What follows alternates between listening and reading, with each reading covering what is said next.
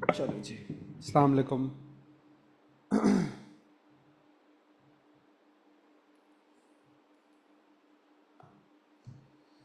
Start करते हैं।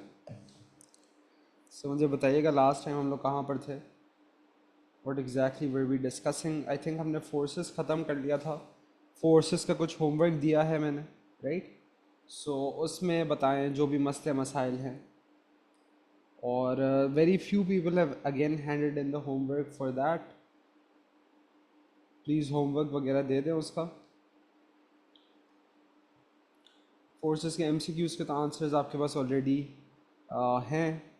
जो स्ट्रक्चर्ड क्वेश्चंस हैं, again it's really really important कि उसमें जहाँ पर रिस्पॉन्स राइटिंग वाली चीज़ें हैं, ऐसे मैंने सवाल दिए थे, तो उसके हिसाब से जवाब कैसे लिखने हैं वो बहुत ज़रूरी चीज़ें हैं। ठीक है, प्लीज़ मेक श्योर कि आप लोग वो वाली चीज़ जो है वो आप लोग को आती हो। चलो, okay. So the next chapter that we are starting now is a chapter called elastic deformation.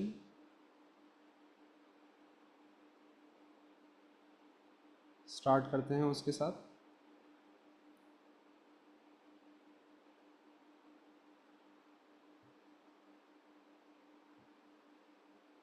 Very easy chapter.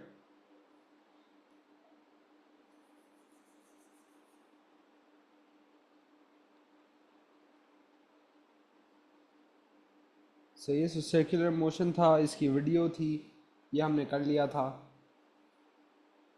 Elastic deformation is the one that we're starting with now. So elastic deformation, if you guys may remember, that's the chapter on basically springs and whatnot. तो उसके साथ अब हम start करेंगे। ठीक है, पहले ये कॉपी कर लें, there I start explaining some concepts.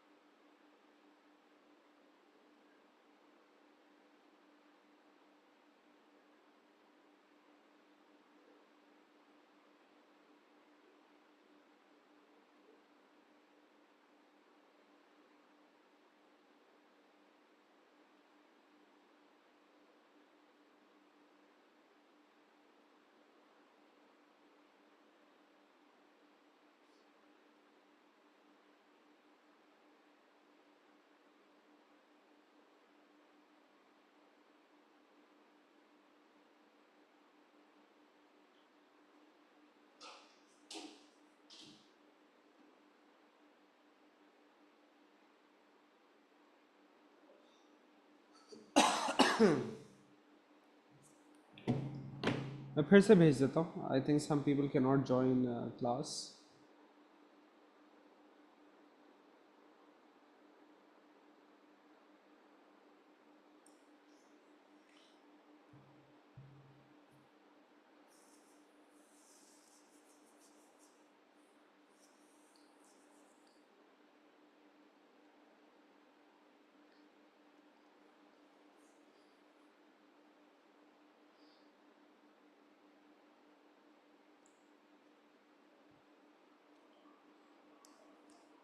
चले जी, I think let's start now.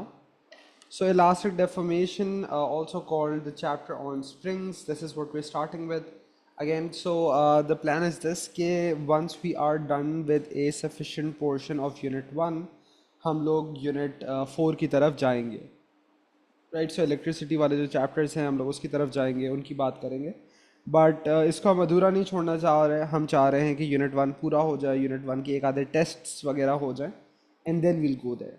Alright, so in elastic deformation the idea is this कि भाई अगर आप किसी चीज़ पे कोई फोर्स लगाएं तो it can also change the size और the shape of the object. Right, so in the past हमने क्या पढ़ा है कि भाई अगर हम फोर्स लगाते हैं तो एक्सेलरेशन प्रोड्यूस होता है। So acceleration can change the velocity of an object. Now that could be either in a straight line or in a circle. So force, because it produces acceleration, it can do those things. And additionally, it can also change the size or the shape or the length of an object.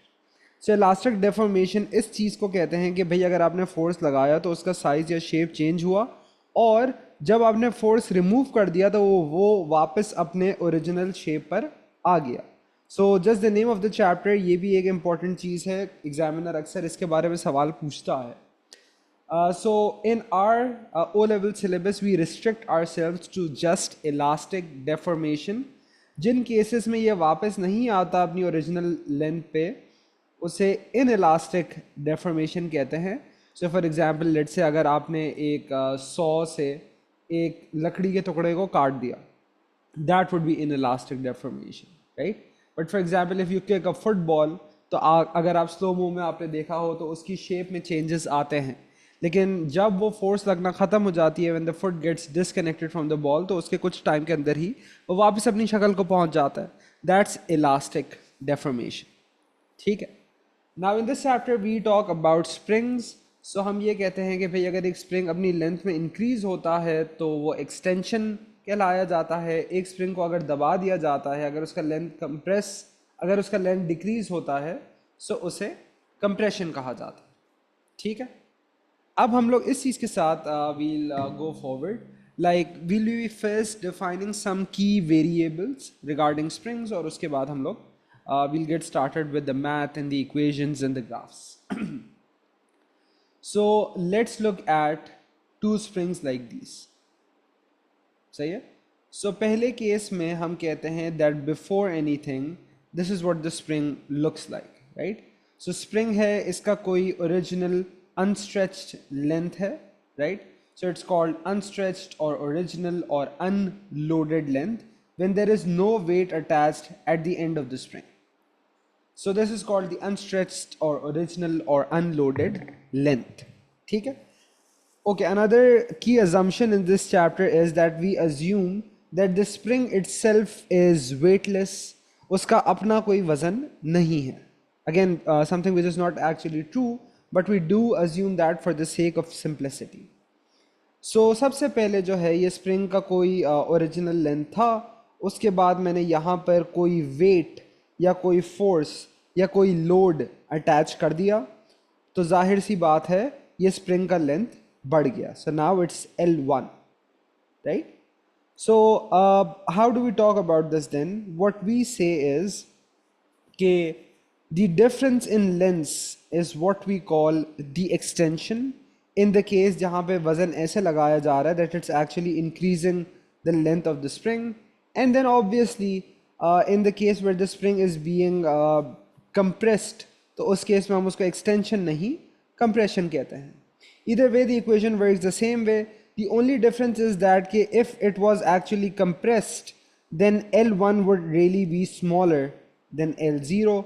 तो उस case में आप L0 minus L1 करते हैं for the extension, for the compression. अगर हम extension की बात कर रहे हैं तो बाद वाली लेंथ को मैं L1 कह रहा हूँ, the stretched or the new or the loaded length. So in that case extension के लिए मैं L1 minus L0 कर रहा हूँ. ठीक है. Is this clear till here? Now I have a question and the question is this: क्या मैं कह सकता हूँ that the force being applied to the spring that is proportional to the length? Is this statement correct or not?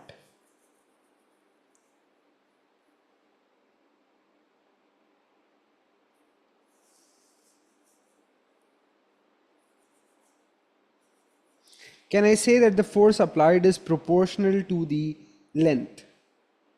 Because a lot of the people जिनको elastic deformation में मसला आता है वो इसी आइडिया से आगे नहीं बढ़ पाते और वो इधर पर ही फंस जाते हैं.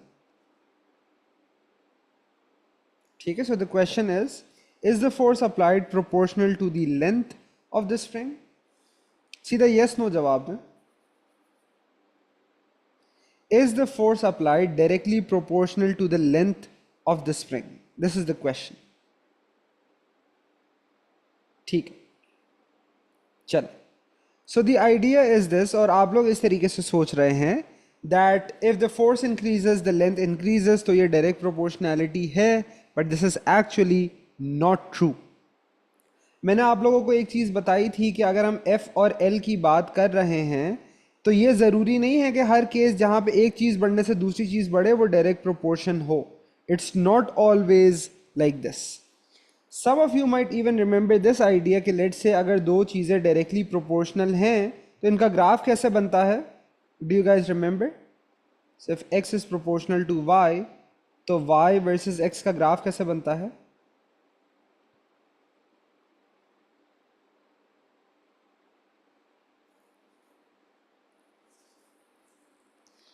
लिनियर. सो याद करें मैंने आपको बताया it's a straight upward sloping line through the origin. सही है. It's called a straight upward sloping line, यानी पॉजिटिव ग्रेडियंट वाली ऊपर जाती हुई लाइन, but it is through the origin. So ये जो ओरिजिन है, this is an important thing to consider when talking about direct proportion.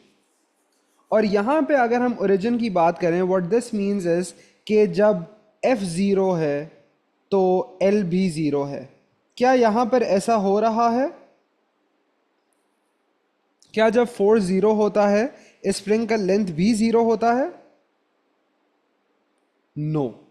All right, because the spring will always have its natural unstretched original unloaded length. वो होगा. So it cannot be directly proportional to the force, right? So क्यों direct proportion नहीं है? आप लोग इसको कैसे याद रखेंगे? क्योंकि जब force zero है, the length is not zero. The spring will always have its natural unstretched length. Does that make sense?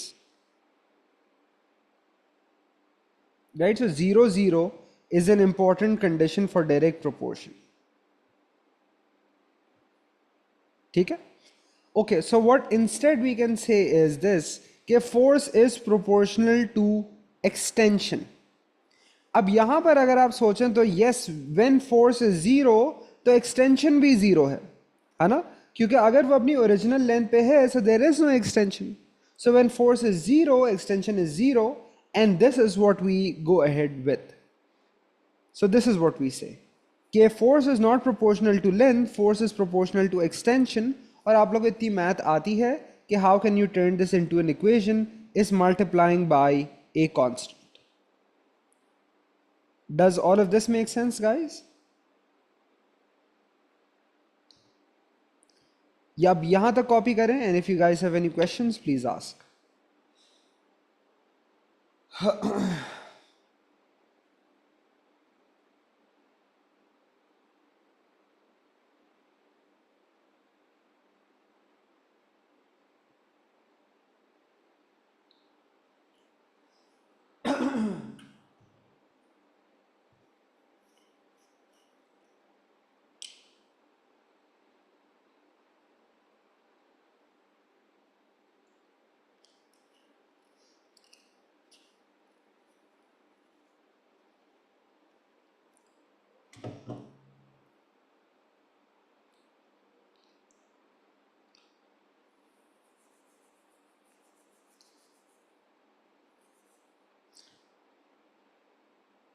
Reja, is this making sense to you?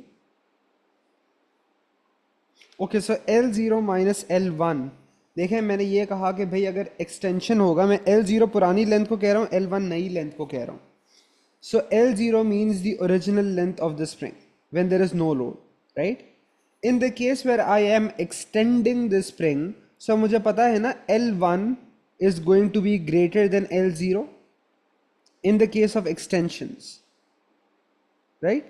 But in the case of compression, the final length will actually be less क्योंकि spring छोटा हो गया होगा. So then in that case L0 is actually greater than L1. तो मैं ये कह रहा हूं कि भाई अगर एक्सटेंशन का केस होता तो मैं करता L1 माइनस L0. अगर कंप्रेशन का केस होगा तो मैं करूंगा L0 माइनस L1, क्योंकि शुरू वाली लेंथ ज़्यादा है, बाद वाली लेंथ कम है.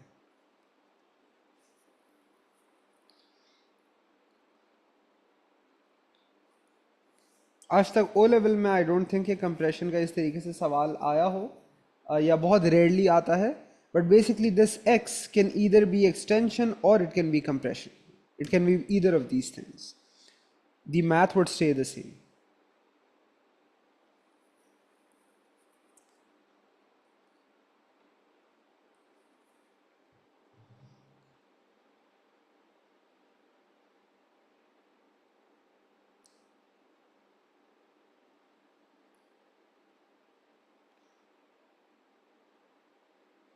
Alright guys, is this fine? Copy कर लिया आप लोगों ने?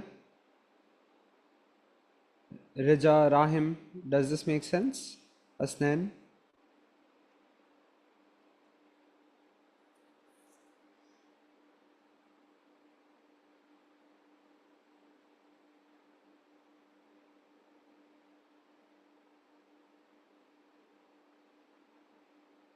विच पार्ट रिजा?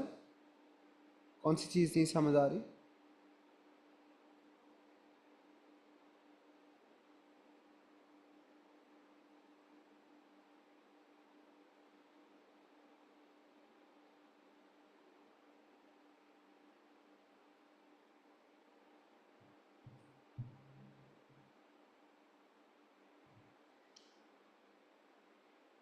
चलें, डन।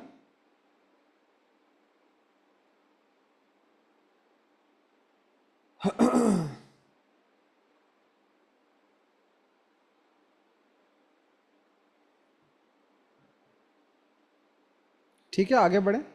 सो नीचे यही चीज़ें लिखी हैं। Force is not proportional to the length because length is not zero when force is zero. सही है। और फिर आगे हम के की बात करते हैं। देखिए रजा, ये कहा गया है कि extension is just the change in length, right? When there was no load here, the length was L0. With the load here, the length is L1. So difference in length is the extension. So L1 ये है, L0 ये है, so L1 minus L0 gives you the extension. All right? Okay, so if we make to understand the idea of k, अगर मैं k को subject बना दूँ यहाँ से, so what does this equation become? This becomes k equals to f over x, force over extension. अब examiner कभी कभी इसका definition पूछ लेता है, so we can say that this is the force required per unit extension, and we call this constant the spring constant. ठीक है? It's a scalar quantity measured in newton पर मीटर। ये इसका डेफिनेशन है। अभी अगली एग्जांपल के जरिए आपको इसका मतलब समझ आ जाएगा।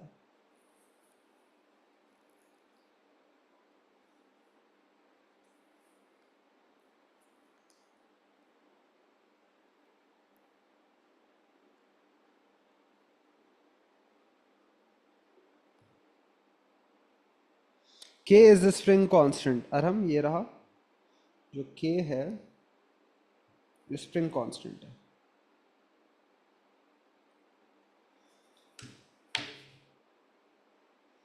Say this is something used to describe a spring.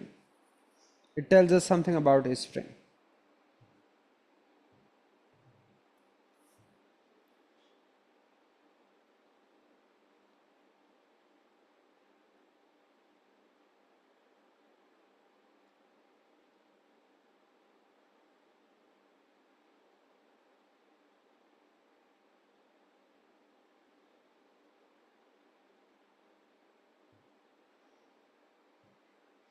अभी आप देखेंगी तो ईशाल समझ आ जाएगा।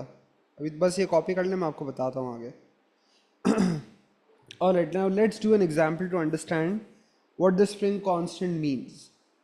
राइट, सो पहले तो ये है कि स्प्रिंग कांस्टेंट बता रहा है कि कितना फोर्स चाहिए per unit extension. So let's से अगर हमारे पास आ रहा है 5 न्यूटन पर मीटर, इसका मतलब है 1 मीटर की एक्सटेंशन के लिए what is the force that you need.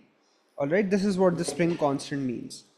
अच्छा, let's first try to do this example. It's a simple usages of the equation given above. ये आप लोग कॉपी करें and then we'll look at this.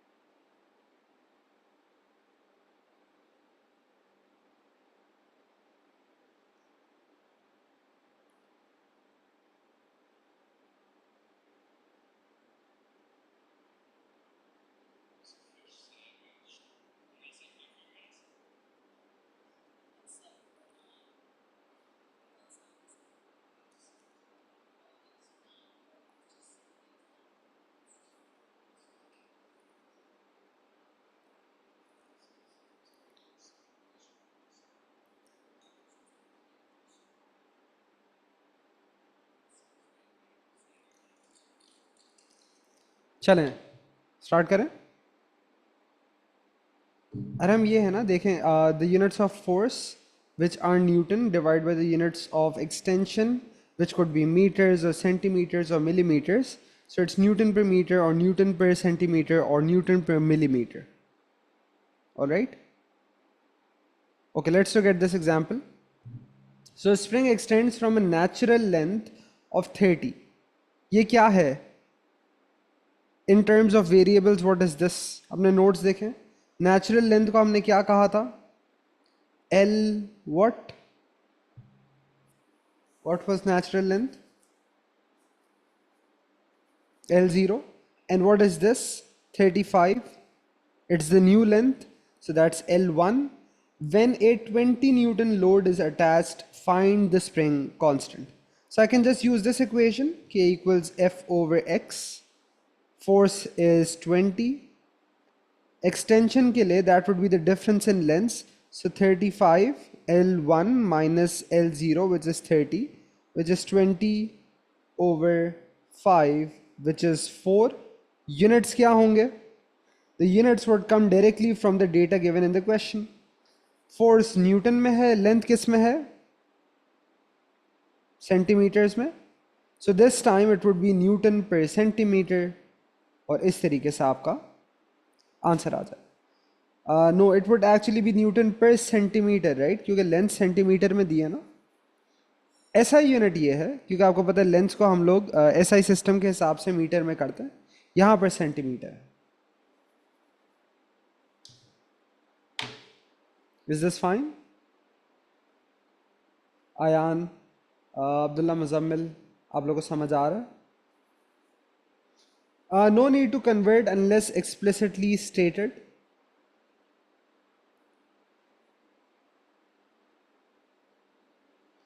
और देखें आपका जो सवाल होगा उसमें most of the time when you will be appearing in questions in your paper, तो हमेशा इस तरीके से डॉटेड लाइन बना होगा और साइड पे यूनिट लिखा हुआ होगा most of the times. And in the cases जहाँ नहीं होगा वहाँ examiner is going to clarify what he wants as the units of your answers. Yeah, is that fine?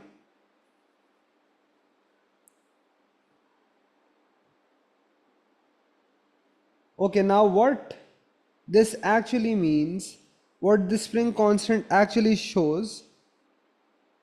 रिजा, क्योंकि मैंने अभी समझाना नहीं शुरू किया बेटा, अब मैं समझाना शुरू कर रहा हूं. The spring constant shows the stiffness of the spring. ठीक है.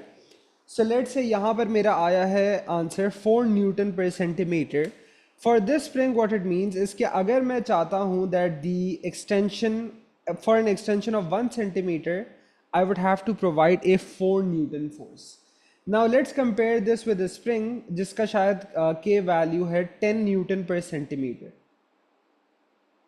So if I think about this, 1 centimetre के लिए इसको 4 न्यूटन की ज़रूरत है और इसको 10 न्यूटन की ज़रूरत है. Which one do you think? Let's call this K2, let's call this K1. Which one is the stiffer spring? Say this is K1 and that is K2. So stiff कौन सा है? Obviously 2 is stiffer. क्यों? क्योंकि 1 centimetre की extension के लिए K2 में 10 Newton का फोर्स चाहिए, whereas K1 only needs 4 Newton. Right? So the spring constant basically shows the stiffness or the toughness of the spring. आपका स्प्रिंग जितना स्टिफ होगा उतना ज़्यादा स्प्रिंग कांस्टेंट का वैल्यू होगा. ऑलराइट, रिजा आप समझ आ गया आपको? Is this fine?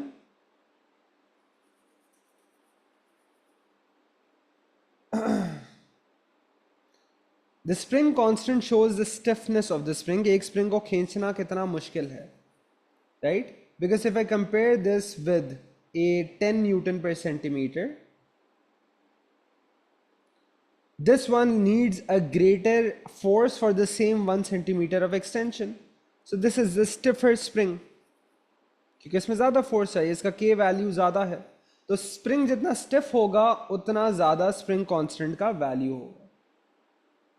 ठीक है. All right, so some of you they might have studied this as Hooke's law. The name of the law is not in the syllabus. हम सिर्फ ये कहते हैं कि force and extension are proportional, but that's up to a certain limit, and that limit is called the limit of proportionality. सही है? So हम लोग ग्राफ के हिसाब से भी इसकी बात करेंगे, लेकिन अगर अभी हम ग्राफ की बात ना करें, हम ये कह सकते हैं that this is just the point up till which जहां तक फोर्स और एक्सटेंशन प्रोपोर्शनल है, एंड इसके बाद they are no longer proportional. So how I've written this is the definition of limit of proportionality. The examiner does ask this very often. So मैंने लिखा है the point after which the force and extension are no longer proportional to each other. यानी इस point तक, इस load तक भी आप कह सकते हैं, because this is the value of a load. It's the value of a force, right? यहां तक प्रोपोर्शनल है, इसके बाद प्रोपोर्शनल नहीं है. ठीक है. Now what a lot of people make as a mistake यहां पर इज दैट पीपल से कि ये वो जगह है जहां स्प्रिंग डीफॉर्म हो जाता है. That is not the limit of proportionality. In fact हम उसकी ओ लेवल में बात करते ही नहीं है, ए एस में बात करते हैं, where we call something like this the elastic limit. सही है. लिमिट ऑफ प्रोपोर्शनैलिटी उससे पहले आता है, और depending on the type of material there are different tolerances in between them. जैसे कुछ मटेरियल हो सकते हैं कि अगर आप उसका लिमिट ऑफ प्रोपोर्शनैलिटी पार करें तो उसके फौरन बाद ही उसका इलास्टिक लिमिट आ जाए, right. And this is what actually guides this misconception in real life, कि अगर हम जैसे नॉर्मल स्प्रिंग्स की बात करते हैं, let's say we talk about metals. So metals में लिमिट ऑफ प्रोपोर्शनैलिटी और इलास्टिक लिमिट इतना करीब होता है कि हम दोनों में फ़र्क ही नहीं कर सकते. और जैसे आप लोगों ने इन रियल लाइफ देखा होगा, you just say that alright the spring has now become डीफॉर्म्ड, so that must be the limit of proportionality, whereas this is not actually true.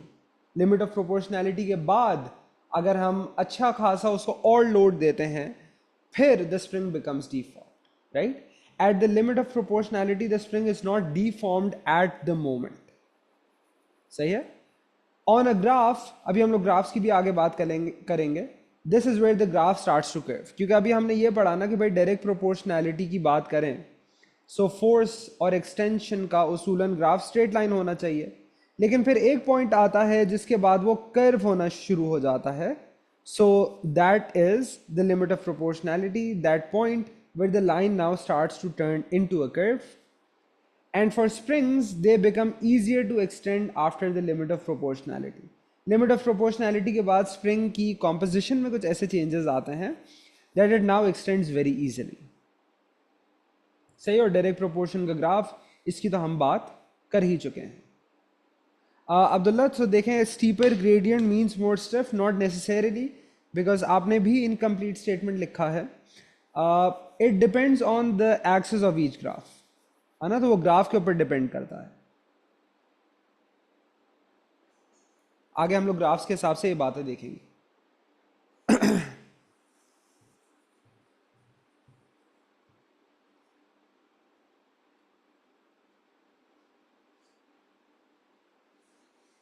ये कॉपी कर लें, व्हेनेवर यू आर डन बताइएगा.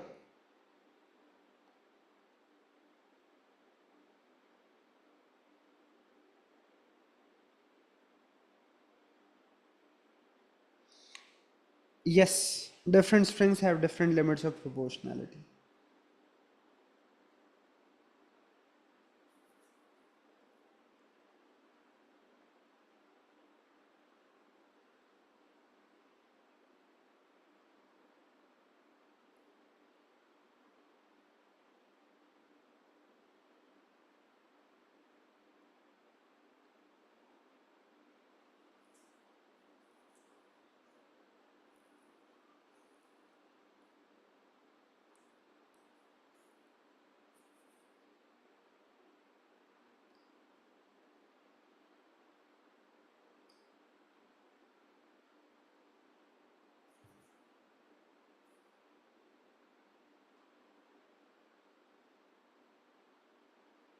या मैं अभी बताता हूँ. ईशल पहले कॉपी कर लें, वो ग्राफ की मदद से ज़्यादा सही से समझ आएगा.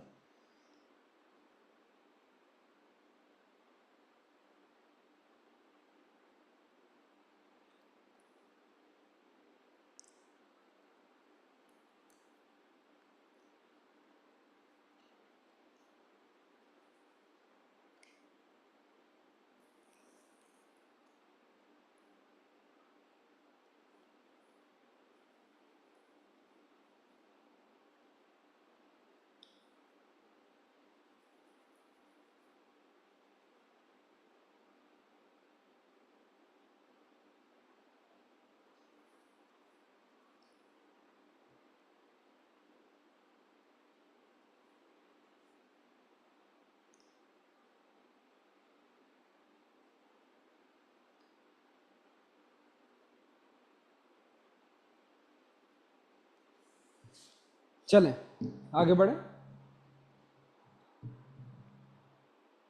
ऑलराइट, अब हम लोग देखेंगे how are the different drafts asked, and this is where things might seem a bit messy for most of the people, क्योंकि ग्राफ से वैसे ही डर लगता है।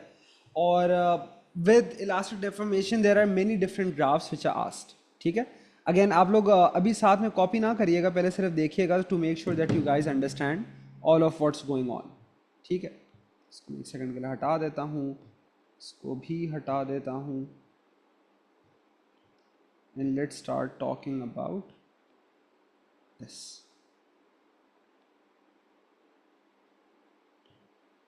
ठीक, सो इस केस में जो ग्राफ्स पूछे जाते हैं they are of multiple types. Let's first start with this one, the force extension graph. अगर आपको एक ग्राफ भी समझ आ गया और अगर आपके आइडियाज क्लियर हैं, it becomes very easy to switch between the graphs. Alright, okay, so let's say हमारा y एक्सिस पे फोर्स है, x एक्सिस पे एक्सटेंशन है। सो अगर y एक्सिस पे फोर्स है, x एक्सिस पे एक्सटेंशन है, so I know that up to a certain limit the graph will be a straight line, right? Because यहाँ तक तो आपकी proportionality चल रही है। ठीक है, so let's say I make it like this. So यहाँ तक हम कहेंगे that this is proportionality और इसके बाद ग्राफ कर्व होगा। अब ग्राफ कर्व कैसे होगा, यूं जाएगा यूं जाएगा, ये अभी हम लोग थोड़ी देर में देखते हैं। सो इसको मैं मार्क कर देता हूं, this is my limit of proportionality, the LOP। ठीक है, अब हमने अभी ऊपर लिखा, आप लोग अगर अपने नोट्स देखें, so we just wrote down that this spring becomes easier to extend after the limit of proportionality, right? So यहाँ पर क्या था कि फोर्स और एक्सटेंशन लिनियरली फॉलो कर रहे थे। आपको पता था कि भाई अगर जैसे स्प्रिंग कांस्टेंट है, मुझे पता है if I want like according two example, if I want a 1 centimetre extension, I need to apply a 4 Newton force, right? So that relationship stays the same. अब आगे क्या होगा कि अगर मैं वही फोर्स लगाऊंगा, I get a greater extension, a greater extension as opposed to whatever I was expecting. So let's say if I am talking about this spring जो मैंने यहाँ पे यूज़ की थी 4 न्यूटन पर सेंटीमीटर, तो मैंने ये एक्सपेक्ट किया था कि लेट्स से 1 सेंटीमीटर के लिए 4 न्यूटन लगाने की ज़रूरत है। हो सकता है मैंने 4 न्यूटन लगाया हो, तो आप ये देखेंगे I get an even greater extension. तो मैंने फोर्स लगाया, मैंने अच्छी खासी एक्सटेंशन देखी, मैंने और ज़्यादा फोर्स लगाया, मैंने और ज़्यादा एक्सटेंशन देखी, मैंने और ज़्यादा फोर्स लगाया, मैंने और भी ज़्यादा एक्सटेंशन देखी। सो अगर आप इसको पॉइंट्स माने आपके ग्राफ के, can you see which way this is curving? It's actually curving like this. ठीक है, so this is how this graph curves, और इस तरीके से ये यूं जाता है। ठीक है, because the spring becomes easier to extend after the limit of proportionality. अगर आप फोर्स बढ़ाते हैं तो एक्सटेंशन बहुत जल्दी से बढ़ता है। फोर्स बढ़ाया, एक्सटेंशन अच्छा खासा बढ़ा, और बढ़ाया और ज़्यादा बढ़ा, और बढ़ाया और ज़्यादा बढ़ा, right? So that's because the spring becomes easier to extend after the limit of proportionality. आप लोगों को ये समझ आया ग्राफ की शक्ल ऐसी क्यों बनी है? So why this curves like this and not like this? ठीक है, मैं आप लोगों को इसका याद करने का बाद में एक आसान तरीका भी बताऊंगा। देखिए रजा, मैंने ये कहा कि up to the limit of proportionality force और एक्सटेंशन डायरेक्टली प्रोपोर्शनल थे। इसके बाद अगर मैं फोर्स लगाऊंगा, because the spring has now become easier to extend, तो ये आप देखें ना, मैं उतनी ही फोर्स बढ़ाए जा रहा हूं, लेकिन it's just giving me more and more extensions. That's because the spring becomes easier to extend after the limit of proportionality. इस वजह से मेरा ग्राफ यूं कर्व कर रहा है। अच्छा, कुछ लोगों का मैं एक और थोड़ी प्रैक्टिकल चीज़ बताता हूँ एग्जाम के लिहाज से। Some people, I don't know why, they actually just make this graph like very horizontal, right? Horizontal ना बनाए।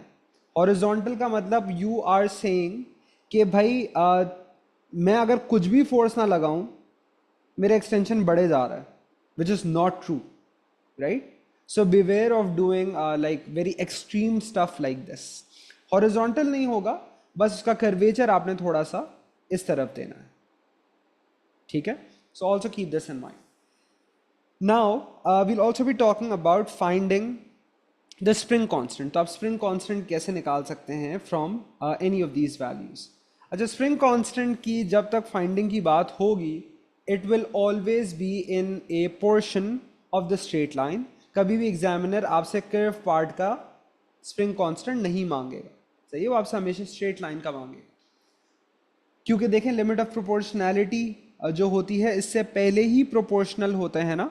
सो प्रोपोर्शनैलिटी, सॉरी, स्प्रिंग कांस्टेंट का इस्तेमाल ही फिर यहाँ पर है जहाँ कांस्टेंट है.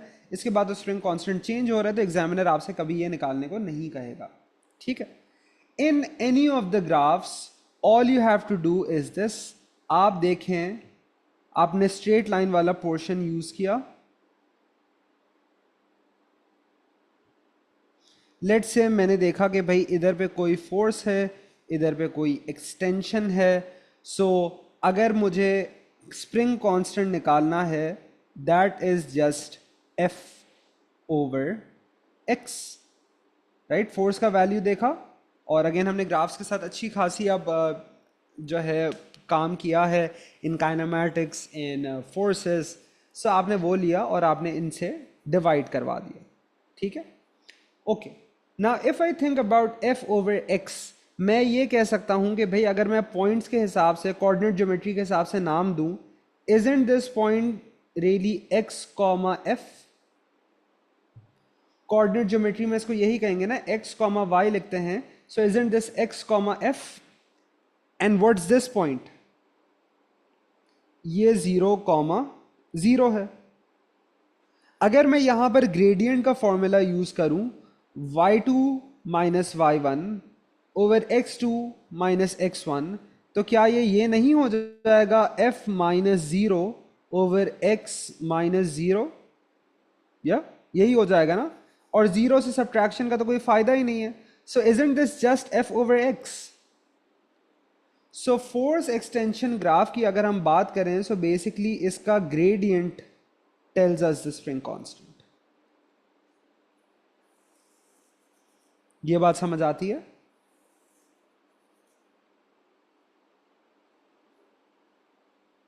All right. So for a force extension graph, and obviously in every graph, needless to say, we are talking about the straight line portion. So force extension graph का gradient ही spring constant होता है. You can also think about it in this way कि भाई gradient क्या होता है, y over x होता है. यही आप लोगों ने पढ़ा होगा मैथ में.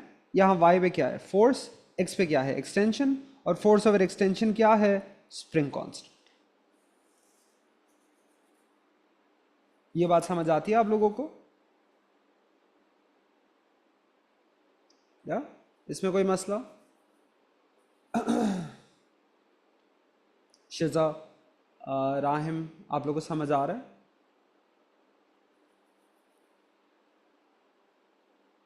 ऑलराइट, आयान, ठीक है, आगे बढ़े. ये नोट कर लें आप लोग पहले. अच्छा, will be making 4 graphs like this. So you can make it like at 4 different corners of your page, और यू कैन मेक 2 एक जगह पर और बाकी आगे. That's totally up to you.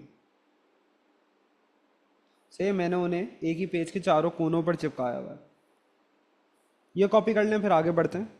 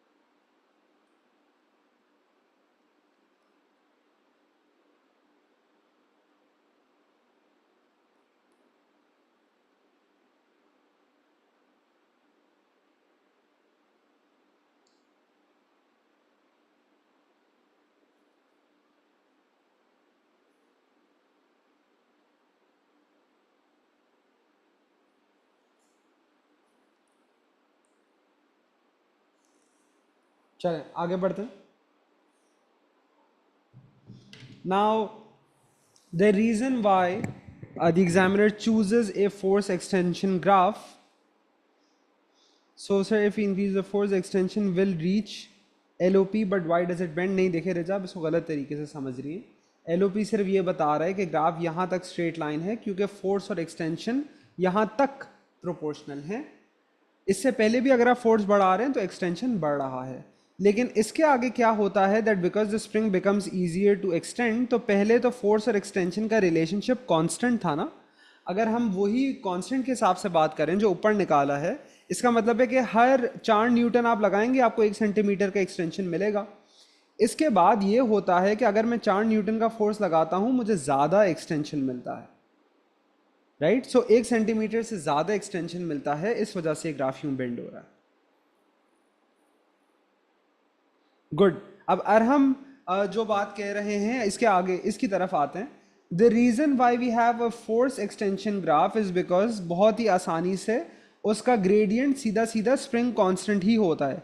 लेकिन अरहम ने बहुत अच्छी बात कही, because you also talk about this in your ATPs, कि भाई जो चीज़ हम लोग चेंज करते हैं उसूलन उसको एक्स एक्सिस पे होना चाहिए, और आपको पता है उसे इंडिपेंडेंट वेरिएबल कहते हैं. So aren't we in a experiment like this changing the force? ये हम चेंज कर रहे हैं, राइट. और एज अ रिजल्ट चेंज क्या हो रहा है? Extension. So the next type of graph is based on this idea कि भाई जो चीज़ मैं चेंज कर रहा हूँ इंडिपेंडेंट, उसको एक्स एक्सिस पे रखते हैं यानी फोर्स को, और वाई एक्सिस पे एक्सटेंशन रखते हैं, right. So let's look at this graph now. अब इस केस में ग्राफ की शक्ल कैसी बनेगी? This is now what we want to discuss. So extension force graph है, because it's still direct proportionality, तो ग्राफ की शक्ल तो वैसे ही बनेगी. It's still going to be a straight line, but obviously only up to the limit of proportionality. सही है.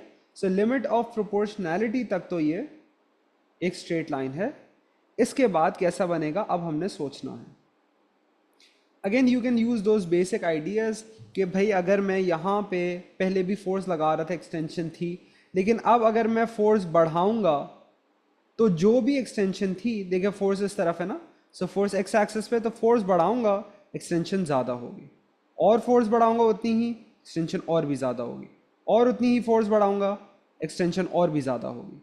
सो अगर मैं इसको और इसको अपने क्या कहते हैं पॉइंट समझूं, तो ग्राफ किस तरफ कर्व हो रहा है इस केस में? It's going like this. ठीक है. इस केस में ये यूं ऊपर की तरफ कर्व हो रहा है. ठीक है. So after this in fact it would go like this. Again बिल्कुल वर्टिकल नहीं बनाना है आपने, ठीक है, वो भी गलत हो जाएगा. So you just show it's sloping upwards. ठीक है. यहां तक बात समझ आती है आप लोगों को?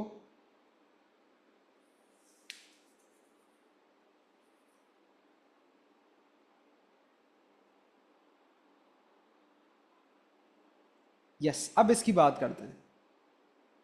पहले लेट्स सी के if people understand the graph shape,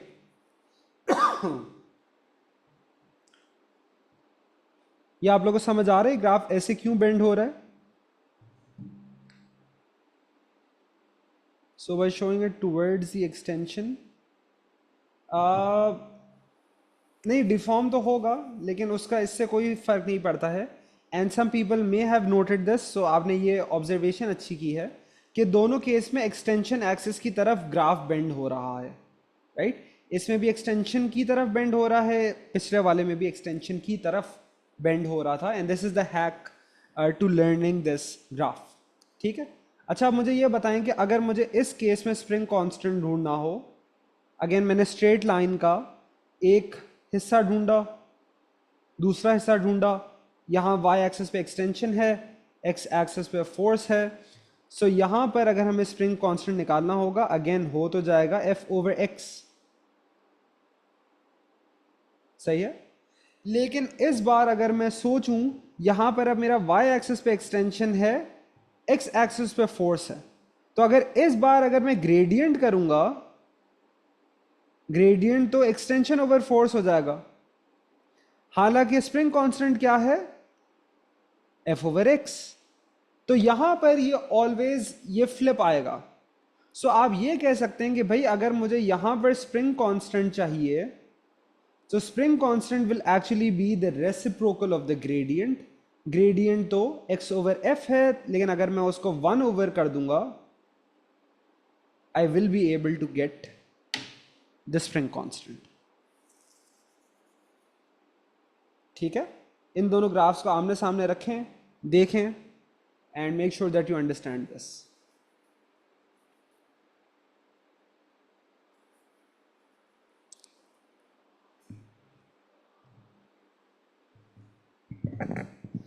ये ठीक है?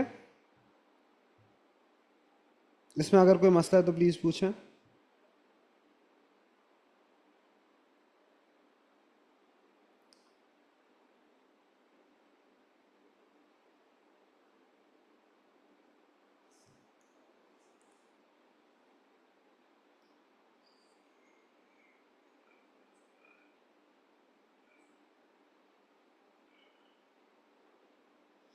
देखें, मैंने ये कहा आरहम कि यहाँ पर तो y एक्सिस पे एक्सटेंशन है ना, x एक्सिस पे ग्रेडियंट है, x एक्सिस पे सॉरी फोर्स है। सो अगर मैं यहाँ ग्रेडियंट निकालूंगा, सो y पे क्या है, एक्सटेंशन, x एक्सिस पे क्या है, फोर्स। सो ये स्प्रिंग कांस्टेंट तो नहीं है ना, है ना, ये तो इनफैक्ट 1 ओवर स्प्रिंग कांस्टेंट है, क्योंकि न्यूमरेटर डिनोमिनेटर फ्लिप हो गए हैं। तो आप ये कह सकते हैं कि भाई अगर मैं ग्रेडियंट को रेसिप्रोकल कर दूंगा तो मुझे स्प्रिंग कांस्टेंट मिल जाएगा।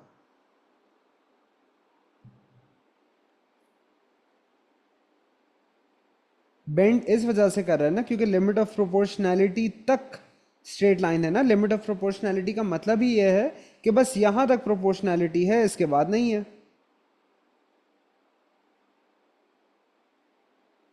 ठीक है, इसके बाद आप फोर्स बढ़ाते हैं तो एक्सटेंशन बहुत तेजी से ग्रो करता है, so that's why it's going upwards. All right,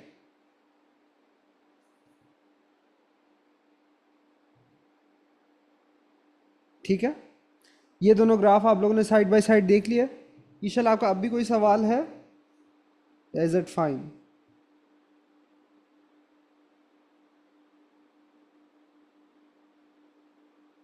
what's not fine? देखे ना, जब मैं पहले वाले में बात कर रहा हूँ तो मैंने ये कहा ना, फोर्स को बढ़ाते हैं तो एक्सटेंशन तेजी से बढ़ता है, फिर फोर्स बढ़ाया, एक्सटेंशन और तेजी से बढ़ा। सो you can see the graph curving like this because of how the spring behaves. इसी केस में हम क्या करते हैं कि यहाँ पर हमारा फोर्स एक्स एक्सिस पे है, तो ये बढ़ा, एक्सटेंशन तेजी से बढ़ा, और बढ़ा, ये और तेजी से बढ़ा। So that's why it curves like that. Is this fine? Okay, done. अब हम आगे जा रहे हैं।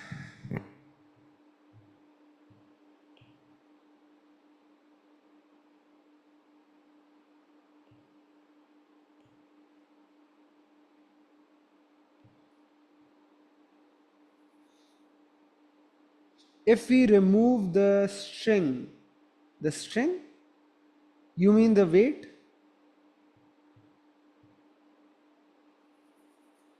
मैं थोड़ी देर में आपका सवाल देख रहा हूँ Riza, I don't understand what you are saying. अब हम देखते हैं फोर्स वर्सेस लेंथ का ग्राफ, सही है। Now will this graph start from 0 0? Will it start from the origin? ये फोर्स वर्सेस एक्सटेंशन नहीं है, अब ये force versus length of the string है, ऑफ द स्प्रिंग है, राइट? तो ओरिजिन से स्टार्ट नहीं करेगा। आपको पता है कि आपका जो क्या कहते हैं स्प्रिंग है, इसका कोई नेचुरल लेंथ है, right? And that natural length I will mark here, that's basically L0। कि जब फोर्स नहीं भी होगा, there will be some length of the spring, all right? So even when force is 0, length is not 0। ईशल, जब आप उधर पे देखती रहेंगी तो बेटा आप कैसे फिर समझेंगी? यहाँ देख लें फिर सुकून से एक बार। So in fact it's not going to start from here, it's going to start from here, right? तो यहाँ से आपका ग्राफ स्टार्ट होगा, but the idea is the same that you will have initially a straight line, ठीक है? फिर जैसे पहले था आपका लिमिट ऑफ प्रोपोर्शनैलिटी आएगा,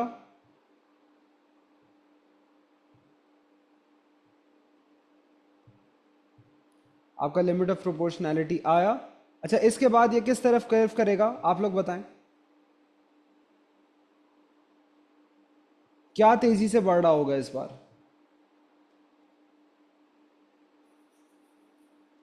या सो मतलब क्या हुआ, फोर्स बढ़ाया लेंथ तेजी से बढ़ेगा, फोर्स बढ़ाया लेंथ तेजी से बढ़ेगा, फोर्स बढ़ाया लेंथ तेजी से बढ़ा।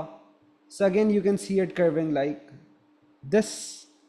So this is how the graph will look like. Is this fine? बच्चों इसमें अब मसला नहीं आना चाहिए, अगर है तो प्लीज़ पूछें। अब्दुल्ला सईद बेटे आपको समझ आ रहा है?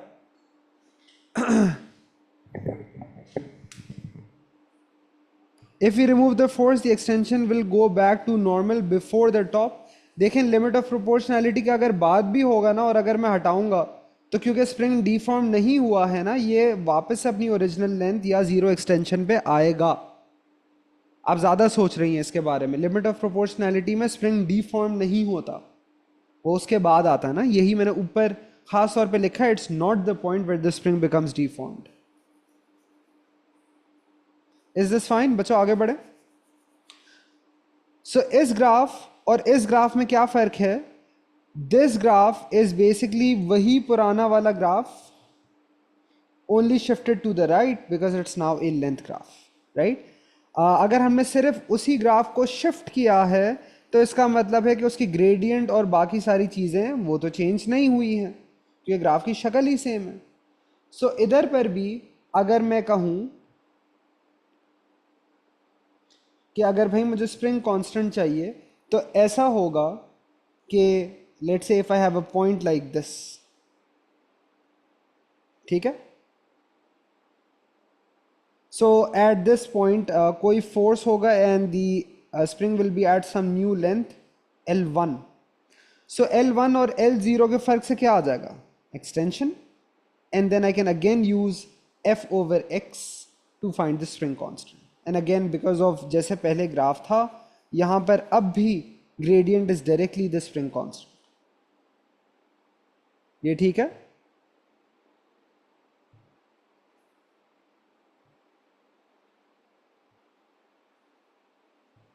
लाइन की स्टीपनेस सेम है, हमने सिर्फ उसको आगे की तरफ शिफ्ट कर दिया।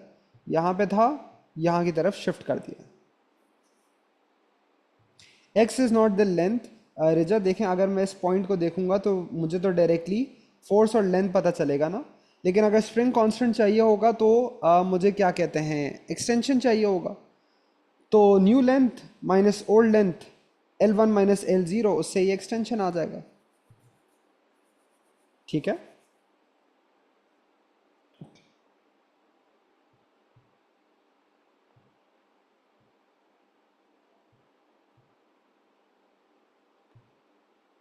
Okay, and how would this graph look like? ये कहाँ से स्टार्ट करेगा? क्या ये ओरिजिन से स्टार्ट होगा, एक्स एक्सिस से स्टार्ट होगा, या वाई एक्सिस से स्टार्ट होगा?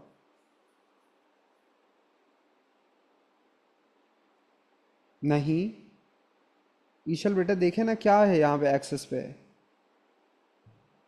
वाई एक्सिस से स्टार्ट होगा ना। So it actually starts from here,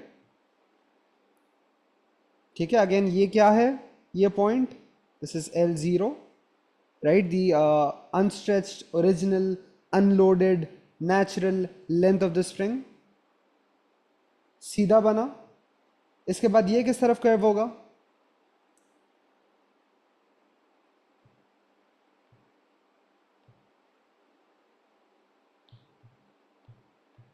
sorry,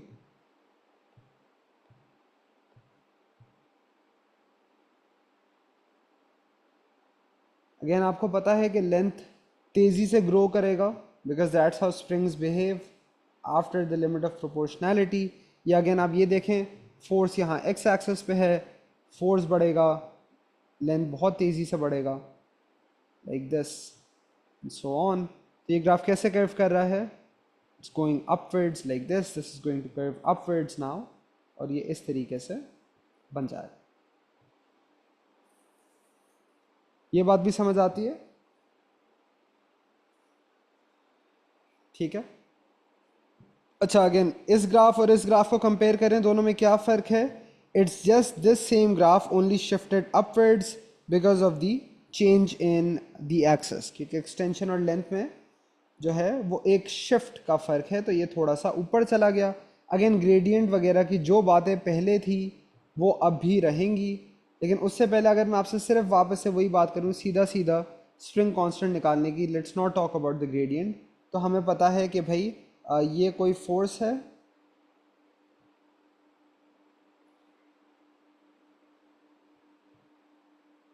so this is some force, this is some corresponding length, the new length which is L1। तो यहाँ पर एक्सटेंशन कैसे आएगा? इन दोनों के डिफरेंस है, राइट?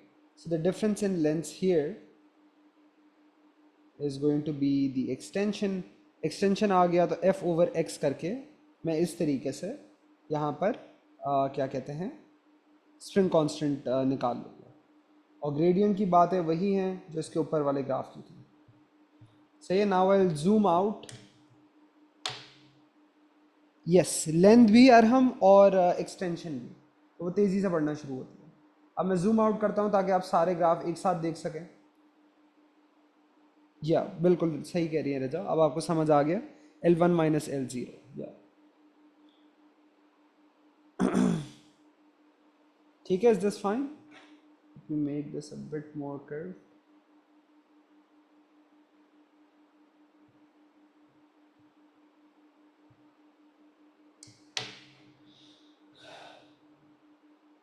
ठीक है, यह समझ आ गया आप लोगों को?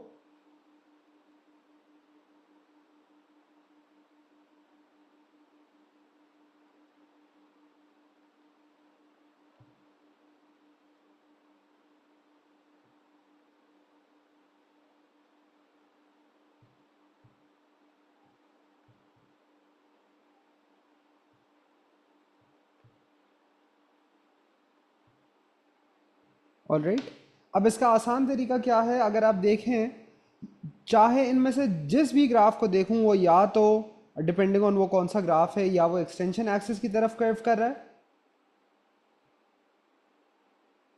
राइट? या वो लेंथ एक्सिस की तरफ कर्व कर रहा है।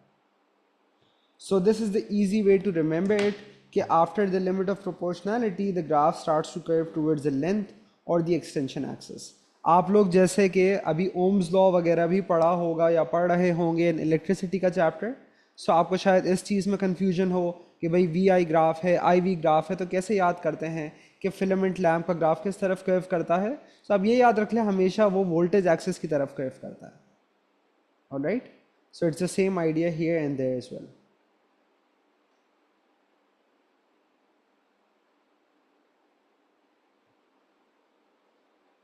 डन, ये लिख लिया आप लोगों ने?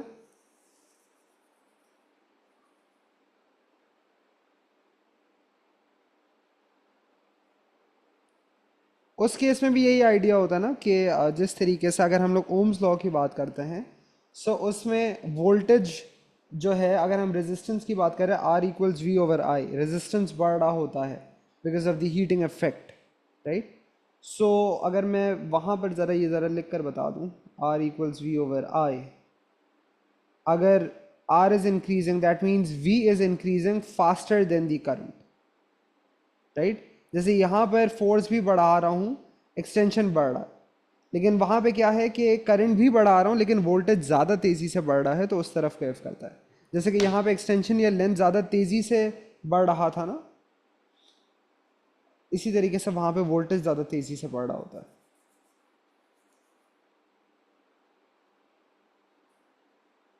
ठीक है, चलें, कॉपी कर लिया आप लोगों ने ये सब? All of those who have not still given me the forces वाला होमवर्क, बच्चों प्लीज़ कल की क्लास से पहले दे दीजिएगा। आप लोगों में से मैं देख रहा हूँ काफ़ी सारे लोग are slacking off on the homework. There are only a couple of people जो consistently day in day out they turn in the home वेट्स, ठीक है। सो प्लीज़ वो कर लीजिएगा, ठीक है जी। चलो, टेक केयर, अल्लाह हाफिज़।